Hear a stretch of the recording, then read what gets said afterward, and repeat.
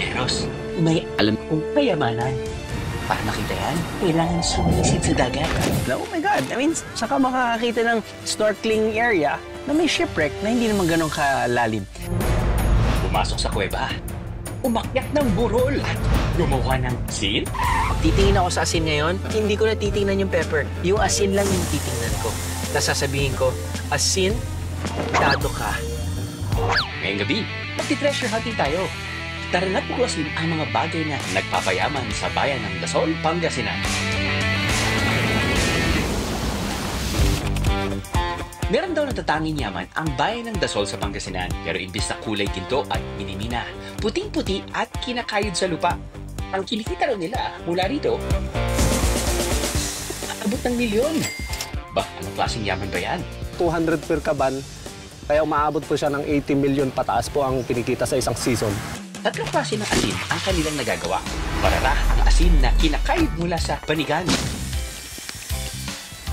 Dirty salt naman ang tawag, kinakayod mula sa lupa. At ang asin na kinahalo mula sa mga panigan at niluluto para maging pino. Yung asin na normally ginagamit natin pang araw-araw, pagising ko pa lang, actually kumakain na ako. Hindi kumakain, umiinom na ako ng electrolytes. Asin yun. Nagluluto na ako ng itlog. Asin pa rin yun. Nag-workout ako. Asin lumalabas mula sa aking katawan. Sometimes, or most of the time, we take salt for granted. Kaya nung nakita natin yung proseso ng paggawa ng asin dito sa Pangasinan, saludo. Titingin ako sa asin ngayon, hindi ko na titingnan yung pepper. Yung asin lang yung titingnan ko. Tapos sasabihin ko, asin, tado ka. Hindi lang ekta-ektari ang mga asinan sa Dasol. Itinuturing din ito bilang home of the quality salt. Ang kanilang mga asin daw kasi pollution-free. Dito po sa Dasol, hindi man kami yung pinakamalaking producer ng asin, pero kami yung may pinakamataas na chloride content at iodine content na sinuri ng mga dalubhasa. At ang kalidad nito, malayo na rin ang nararating. Ang asin po ng Dasol ay hindi lang po dito sa Pangasinan maabot ang asin. Maabot po siya ng buong Pilipinas, mula Luzon, Visayas at Mindanao. At hindi lang po yan. Ang asin ng Dasol po ay ini-import na rin po sa Japan ngayon. Aba, ang mga lakasan, lahat yan ng dahil sa asin. As in! Muntik pang hindi umaabot yung ating tanghalian. Tanghalian? Oo. Buti na yun. Oo tayo, alam mo, gutom na ako. Kanina pa, yung kalabaw nga, talagang pagod na sa pagsasaka namin eh. Bro? Oo. Parang isang linggo na Isang linggo na ba? pinapakulo ito. Okay lang, basta't may laman sa tiyan. Ay, salamat. Talagang napaka-grateful ako. Isipin ko, cream of lobster with garlic and some onion leeks. Yan yung parang nilalagay ko Saka sa... may mushroom. No? May mushroom.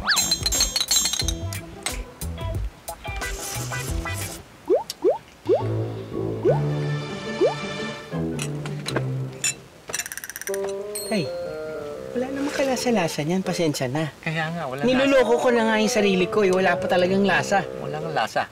Teka, ako na lang. May kukunin muna ako. Saan ka pupunta?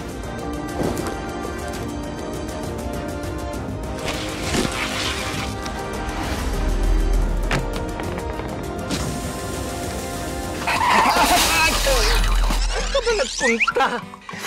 Ito lang naman yung asin, oh. Kuha ko asukal. Pero bago umabot ang asin sa ating mga kusina at hapagkainan, awis at pagod ang pinagdaraanan. Ang kanilang hanap buhay, nakadepende pa rin sa sikat ng araw. Literal na aalatin kapag umulan. Ang araw po ang aming kakampi sa pag-harvest ng asin. Kasi pag wala po ang araw, wala rin po kaming maha-harvest. Kalahati sa 18 barangay ng Dasol ang may asinan. Ito ang pangunahing kinabubuhay ng kanilang bayan. At sa hanap buhay na ito, bawat miyembro ng pamilya may kanya-kanyang toka. Family po ang nagtatrabaho, hindi lang po isang tao. Magmula po sa tatay, nanay, hanggang sa mga anak. Hanggat kaya, kahit bata pa po kung kaya nang magbuhat ng panilid, nilalagay na po sa kaing yung asin. Tumutulong na po sila para mapadali po yung trabaho. Tulong-tulong na po kaming lahat na magpapamilya. May nagkakayod, may nagpapatubig, may nagkakarga po sa tiklis. Ganun po ang gawain namin araw-araw. Yun po yung tradisyon na ginagawa namin dito. Para mamulat din po yung mga bata na sa trabaho. para hindi po mawala yung pag-aasin. Kabilang ang pamilya ni Nanay Marcela sa mahigit 400 pamilya sa Dasol na nabubuhay sa pag-aasin. Siya rin ang pinakamatandang mag-aasin sa bayan ng Dasol. 12 anyos ko na. 50 anyos nito yan. Ang dahilan kung bakit patuloy pa rin siya sa pagkayod sa kabila ng edad para hindi nila kailangan magbilbil ng asin para may pangulam. Agit anak ko, pasabdangan dak mga trabaho mabalbalin, dak sumurdang no kayak. Ang asing kilala natin, nagpapalat at nagbibigay lasa sa ating mga pagkain. Pero dito sa Dasol, ginagamit daw itong flavor sa isang panghimagas. Pero mas mapa-question kayo sa pangalan nito. First time ko lang po makakita ng ganitong kakanin ba ito? Wala ito sa amin pero parang mahabang puto. Kahit gaano man ka, kontrobersyal ang pangalan nito. Para naman daw itong hinihipan lang ng hangin sa sobrang bilis maubos. Sarap na. Gusto ko mag-uwi. Oh no! Ang dami pa nito kanina! Nak! Sino kumuha ng tatay ko? Ikaw yung... Lem! Ray, alam mo hindi... Ikaw na lang talaga yung natatrust ko. Sir, nagdo-drone nga ako. Nagdo-drone? Wala nga ako narinig ng drone, no? Nagdo-drone ako, invisible. Huwag mo kong anuin. Ano ba problema mo? Hindi, gusto ko... Bakit tayo mo humarap? Gusto ko malaman. Hindi ko talaga alam kung sino kumuha lahat ng Problema mo yan kung bakit mo pinamigay. Ba't ang hinahanap mo sa akin? Ano ba yan? Ang tagal na natin magkasama. More than, basta more than. Sige, wag mo hanap sa akin. Wala akong pakialam doon kung ano may pinahanap mo sa akin. Ray, pumarap ka. Wala ka akong kinakain. Ano ba naman yan? Sino ba may sabing kumuha? Ilan ba kinuha lahat? Para siyang palitaw na another species. Palitaw na nakabilog. Ang tawag dito, patotoy. Yes, you heard it right. Yama at ube ang karaniwang palaman nito. Pero para maibida pa rin ang asin na kanilang pangunahing produkto, nag-isip sila ng iba pang palaman dito. Nung naghanap po ang tourist po kung ano yung delicacy po namin dito, wala pa po kaming ma-promote maliban sa asin. Si Chef CJR siya po, nakikollab po kami sa kanya na mag-create po siya ng sarili naming version na pototoy, which is the salted caramel pototoy, gamit po ang Dasol salt. Parang first time lang natin yata mag-experience tong, well, of course, I think 1 million nakakanin na yata yung furniture natin, pero yung itsura niya, parang kakaiba. Tawag dito ay patotoy dahil hugis. Patotoy. You get the point. But anyway, meron daw nilalaman ng patutoy na to.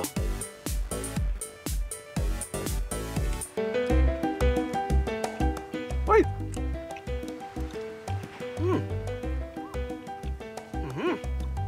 Uy! Masarap ng texture. Kaya syempre, glutinous rice. Tapos may filling. Which is pretty good. Teka lang. First bite ko, salted caramel. Pero sa gitna, parang may ube. Tapos sa dulo, salted caramel ulit. Oh my God, sarap. Wow. Kung usapang masagana sa Dasol, hindi lang asin ang bida. Dahil sa mga bakawan at pilapil ng palaisdaan, may nagsusumiksik at pumapalaman. Alimango ba yan? O alakdan? Aba, ginto ang presyo niyan sa Maynila, ha? Bago natin i-reveal ko ano yan, testingin muna natin ito sa isang labanan. Mga biyero, nandito tayo ngayon sa Kilat-Lat Eating Challenge. Pero bago sumabak ang ating mga teams, pakilala muna natin yung mga teams. Mula sa Team BND, si Lance, pati si Jerry. At mula naman sa Team Dasol, si Kuya Roger at Kuya Mark. Yun ba talaga pangalan niya? Hindi na. Ano ba pangalan niya? Mark, sir. Mark talaga? Yes, sir. Christopher. Christopher! At least once. Correct. Una, kailangan tawirin ng players ang rope bridge. Pagkatapos, dapat masimot ang mga kilatla na nasa kanilang plato. 3, 2, 1, go!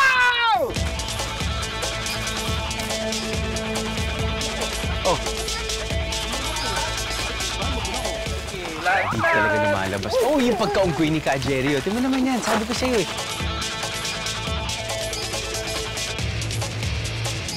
Oh, nahulog na.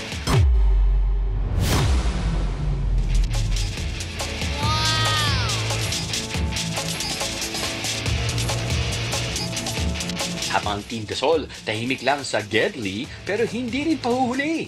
Aba, mukhang nauna si Ka Jerry, pero nahuli si Kalan. At sana hindi ako mawalan ng road manager. Nako, mukhang nauna si Mark at sumunod si Christopher at si Mark. Sino ang belat sa kilatlat? Sino may kirat sa kilatlat? Na makaubos ng kilatlat? Eto na ako bisaklat. Busog na lahat sila, pero si Lance nandun pa rin. Makakatapos din ako. Pagbaba mo, ubos na. 2 versus 1. Pero magaling sumipsip talaga si Ka Jerry. Ang Team Dasol, focus lang sa goal. Go, go, go! Habang ang Team B&D, pulilat sa kilatla. Yun na ba yan? Teka, masama ang loob ko, inubusan mo. Hindi na malaman. Bilis ako! Isa pa! Looks like we have a winner! Kuya Christopher and Kuya Mark from Team Dasol! Nabisaklat! Kayo naman, parang hindi kayo kumain ng isang linggo para lang sa challenge na ito. Napakatulid. Meron po ba kayong tinira? Parang pati shell kinain nyo. Masarap na tinira ng pusa. Pati shell. At dahil dyan, manalo ang Team Dasol! Mukhang malaki. Ayun. Ito ang kilatla o ang local lobster ng Dasol. Kung sabay nila, pumapatak ng mahigit 4,000 ang 1 kilo ng lobster. Ang kilatla, nasa 200 lang kada kilo. Kaya naman, teber lang ulamin kahit pa araw-araw. Health conscious yung mga lobsters dito, this side of Pangasinan. Ito, the sexiest, but could also be the yummiest. Okay. I don't know. I cannot na. Actually, yung pangalan niya, Kelat na.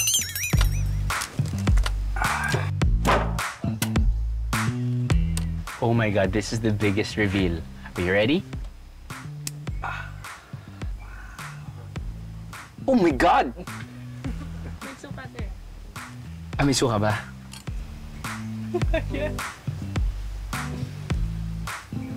Worth the wait. I guess, alam mo, depende lang din yan sa luto eh. Pero, if kukumpara mo siya sa crab or lobster, actually hindi, more of crab eh. Mas crab siya kaysa lobster. Yeah. Mas crab siya kaysa lobster. Mula sa Bakawan, lulusong naman tayo pa ilalim sa karagatan.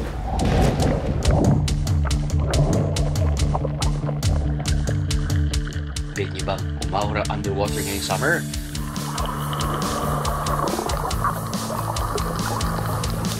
Pwes dito sa Dasol, hindi na kailangan sumisid ng pagkalalim-lalim. Dahil ilang metro lang mula sa dalampasigan, ito na ang bubungad. Ladies and gentlemen, ang sunken ship ng Barangay Osmeña.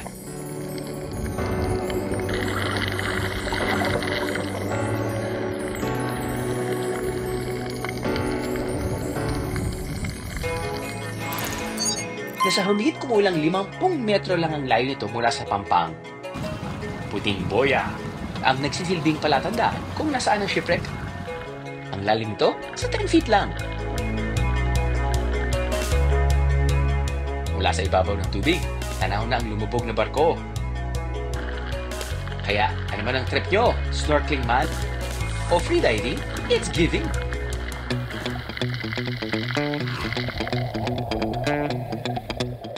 Shipwreck experience kahit walang diving gears.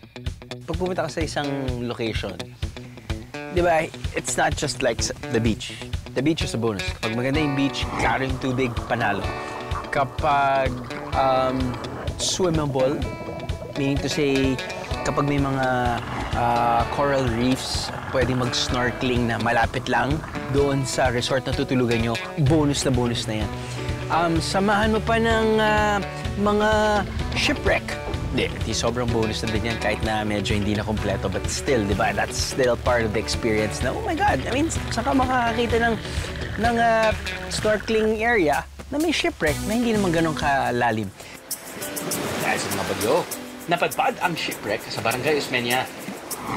Sa kabila ng nakaraan ng barko, isa na itong sikat na pasyalan ngayon na may tuturing na kayamanan ng mga Dasoleño.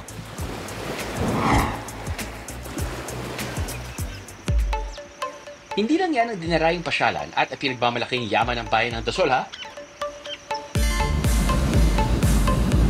Island hopping sa white sand beaches. Samahan mo pa ng boodle fight by the beach. Oh, syempre Gian. Ilang kembot lang mula sa aming tinutuluyan, mararating na ang Crocodile Island. But don't panic dahil walang buhayang makikita rito. Ang pangalan nito hango sa kabuuang hugis ng isla. Oh, kita niyo na? Crocodile, right? Mula sa Crocodile Island, ilang minuto lang mararating na ang pamosong isla ng Culebra.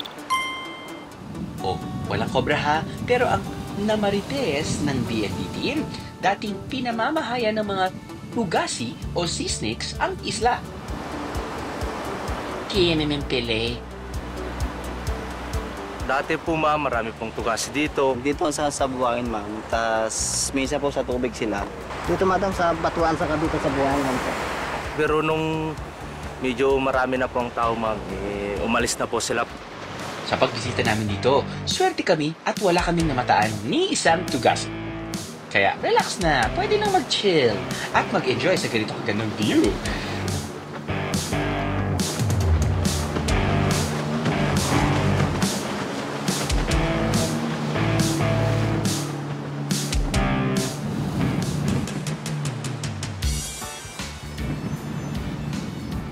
Pero hindi lang ating mga mata ang mabubusog sa ganda ng isla.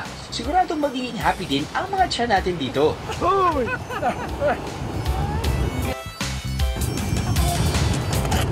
Boodle fight by the beach baka mo.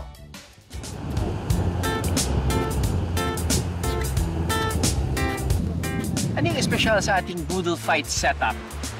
Is it the surplus of ulam? No. Ang unique at espesyal sa ating boodle fight setup ay ang balbalulang. Ang balbalulang ay ang seaweed na nakikita nyo dito na inahalo ng mga lokal with their soupy dishes or ginagawa nilang ensalada.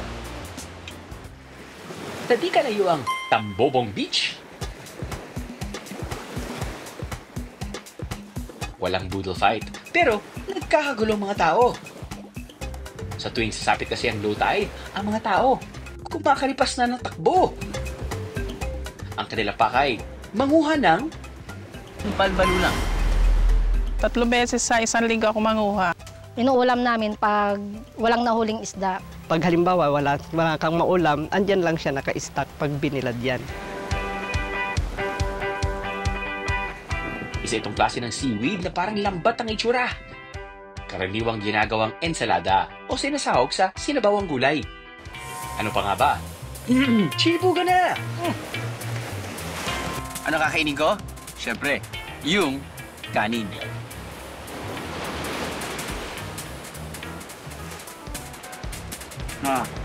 Now normally, pwede kayo mag-set up sa boat. Malakas ang alon.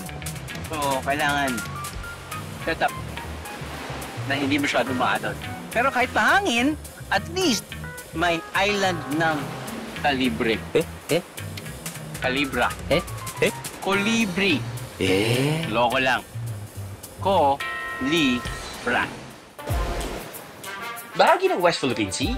Gusto niyo bang masilayan? Nagkakaroon siya ng maliliit na pulot. Apparently, kahit mga maliliit na bata, pwedeng lumangoy. There's more in the Solviros. Bagong tuklas ng mga kuweba na walang ibang paraan para marating kundi rappelling. Idagdag pa ang breathtaking view sa kanluran ng Pilipinas. Saan nga ba sa Dasol makikita? Una natin pupuntahan ang isang kuweba sa Dasol na tiyak ngayon nyo palang makikita dahil bagong tuklas pa lang.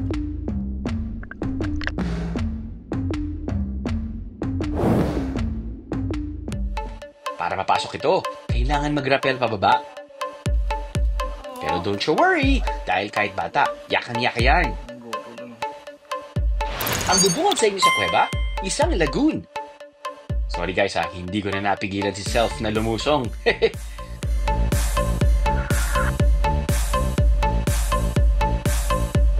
So I guess part of the experience, if you check in with that particular resort, is the ATV ride, which is like a 10-minute ATV ride going to this spot. Na, syempre cemented first, and then after a few minutes, there's a gate that's gonna open, and then may konting trail, which is actually quite exciting, which leads to one of the two caves na pwedeng puntahan. This cave is very unique kasi may lagoon. At itatawag nilang La Cueva.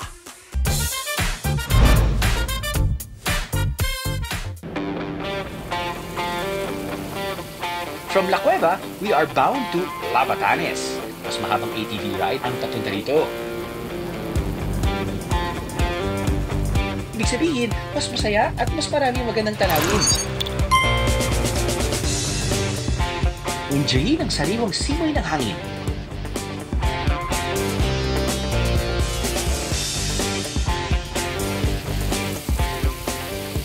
Pero huwag kalimutang magsuot ng salamin kung ayaw niyong mapuwing.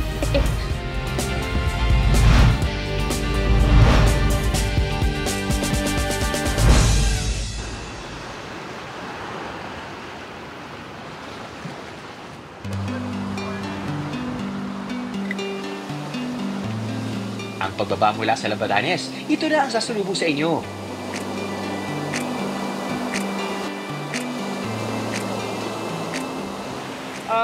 They're trying to put a landmark eventually para at least pwedeng puntahan talaga ng mga turista.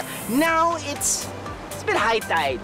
Pero pag low tide dito, which is I think hapon at this time of the year, pwedeng lakarin yan, puntahan yung letrang C na yan, tapos doon nagpipicture-picture yung mga tao. Not only that, meron din iba't ibang tide pools dito. Pools wherein, kapag syempre low tide, magre-remain yung tubig dito lang at nagkakaroon siya ng maliliit na pool. At apparently, kahit mga maliliit na bata, pwedeng lumangay dito. The concept kasi of the resort is we want to keep it low density and we want to ensure that our guests are the ones that can experience what we prepared here at the resort. So here at the resort, we have the complete.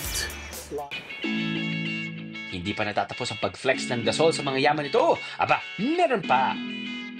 Dahil kung literal na yaman lang din daw ang usapan, dito raw ang tahanan ng heaviest pearl collection sa Pilipinas. Shala! Ang daming perlas! Nasuri na yan ng mga eksperto ha. Ang timbang raw ng mga ito kapag pinagsama-sama, tumataginting na 31.5 kilos of pearls! The Las Calas Pearl Collection actually has been already submitted and being considered by the Guinness Book of World Records as the heaviest pearl collection in the world. So hopefully we get it. My God! I think deserve ipag-shell of right dahil this is so perfect! Maliit man o malaki, pinalaman. O bagong tuklas pa lang, pinatunayan sa atin ng Dasol, Pangasinan na ang tunay nilang yaman, kahit singliit pa ng butil ng asin yan, ay sadyang pinaghihirapan. Kaya dapat lang ipagmalaki.